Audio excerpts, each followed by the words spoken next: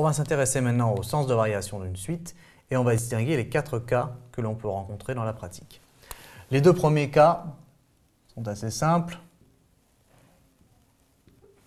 Il s'agit de suites qui sont soit constantes, soit stationnaires. Alors qu'est-ce que ça veut dire? Eh bien ça veut dire que, par exemple, une suite constante, si je prends son premier terme U0 ici, je dessine quelques autres termes, eh bien elle prendra toujours la même valeur, quelle que soit la valeur de l'indice n. On pourra même dire que, quel que soit n appartenant à grand N, un est égal à son premier terme U0. Elle ne bouge jamais. Ce n'est pas le cas le plus compliqué, effectivement. Il y a d'autres cas. Il y a des cas où on peut avoir une suite qui commence en prenant des valeurs différentes, mais qui, au bout d'un certain rang, devient constante. Voilà, par exemple, ici, à partir du rang 2, elle prend toujours la même valeur. Donc, elle n'est pas constante, parce qu'au début, les valeurs varient, mais on dira qu'elle est stationnaire. Alors, contrairement à celle-ci, qui est effectivement constante, ici, on a que quel que soit n appartenant à grand N, si n est supérieur ou égal à un rang 2, qu'on peut appeler P par exemple dans le cas général, eh bien, je vais avoir un est égal à U2. Voilà, toutes les valeurs après U2 resteront les mêmes. Alors ça, ce n'est pas une suite constante, c'est une suite stationnaire. Alors ce sont les 2 cas les plus simples. On en rencontrera peu et on va s'intéresser, nous, à une suite qui est soit croissante, soit décroissante, parce qu'il y en a beaucoup et ce sont des questions classiques. Alors une suite croissante, c'est assez simple à comprendre. C'est une suite dont chaque terme est plus grand que le précédent. Donc ici, par exemple, j'ai 0, 1, 2, 3, 4, voilà. Je pars de U0 et j'ai bien une suite croissante. Alors attention, ça n'est pas parce qu'elle est croissante que les termes deviennent tous de plus en plus grands. C'est parce qu'elle est croissante que le terme d'après est toujours plus grand que le précédent. Mais je peux tendre vers une valeur finie. Je ne suis pas obligé d'aller avoir des termes qui deviennent 1 million, 10 milliards, etc. Je ne suis pas obligé de partir à l'infini. Par contre, ce qui caractérise ce type de suite, c'est que quel que soit n appartenant à grand N, un plus 1 est supérieur ou égal à un. Et là, on dira que la suite est croissante. Alors dans la pratique, ce n'est pas toujours simple de montrer que un plus 1 est plus grand que un, puisqu'il faut comparer 2 termes, ce n'est pas toujours évident. On préférera montrer, ce qui est rigoureusement identique, que un plus 1 moins un est supérieur ou égal à 0. Ça revient exactement au même, et dans les 2 cas, on a une suite croissante.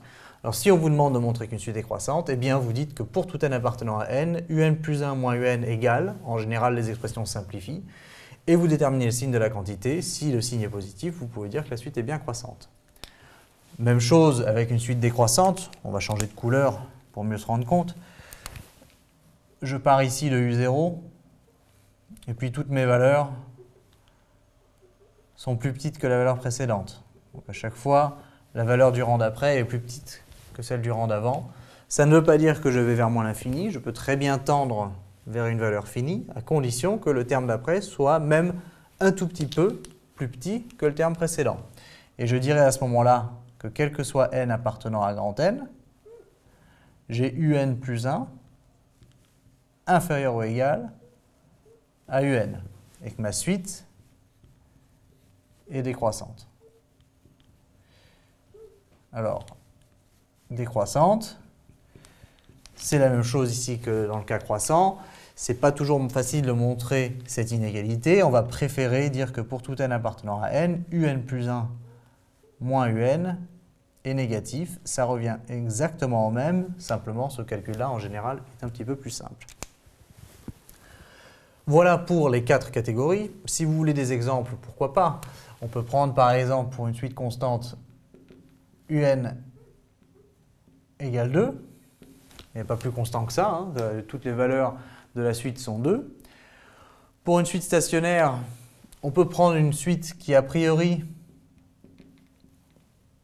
n'est pas évidemment stationnaire, mais en fait, on montre qu'elle l'est bien. Il suffit de prendre u0 égale 2 et un plus 1 est égal à 1 demi de un plus 1. Je pars de u0 égale 2, donc u1 c'est 1 demi de 2, ce qui fait 1, plus 1, ça vaut 2. Donc u1 vaut 2. Donc je repars, et puis comme la formule n'a pas changé, évidemment, je trouve u2 vaut 2, etc. Et en réalité, cette suite est stationnaire à partir du rang 0. Elle est même, dans ce cas-là, constante, puisque si on est stationnaire à partir du premier rang, évidemment, toutes les valeurs sont les mêmes. Mais vous voyez que c'est une suite qui, a priori, quand on la regarde, ne semble pas être une suite constante ou stationnaire. Il faut s'en rendre compte en calculant les premiers termes et en voyant qu'effectivement u0, u1, u2, u3 sont tous les mêmes. Voilà. Alors ça, c'est deux exemples simples. Une suite croissante, on peut en trouver. Il suffirait de prendre un tout simplement égale n plus 2. On se rend bien compte que le terme suivant, a priori, va être plus grand que le terme précédent, puisqu'on va y rajouter 1. Enfin, montrons-le. Évidemment, pour tout n appartenant à n, il faudrait bien le rédiger. Mais moi, je vais juste faire le calcul pour vous montrer ce que ça donne. Un plus 1, eh bien, je remplace n par n plus 1. Ça me fait n plus 1 plus 2, moins un, qui vaut n plus 2. Voilà.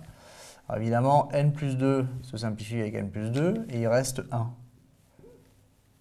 Et 1, c'est bien positif.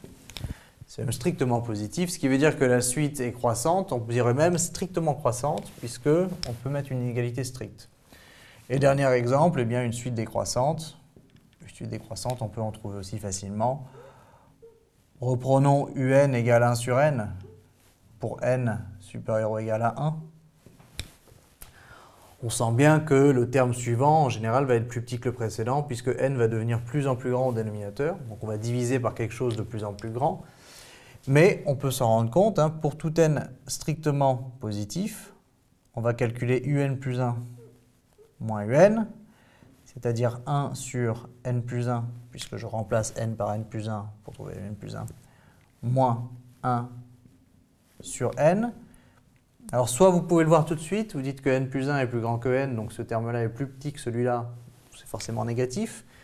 Ou bien, vous pouvez mettre au même dénominateur, ce qui nous fait n moins n plus 1, c'est-à-dire qu'en haut, en faisant attention au signe, il va rester moins 1 sur n plus 1. Alors n plus 1, c'est toujours positif, ce sont des entiers. Moins 1, eh bien c'est négatif, ce qui veut dire que cette quantité-ci est bien négative, elle est même strictement négative.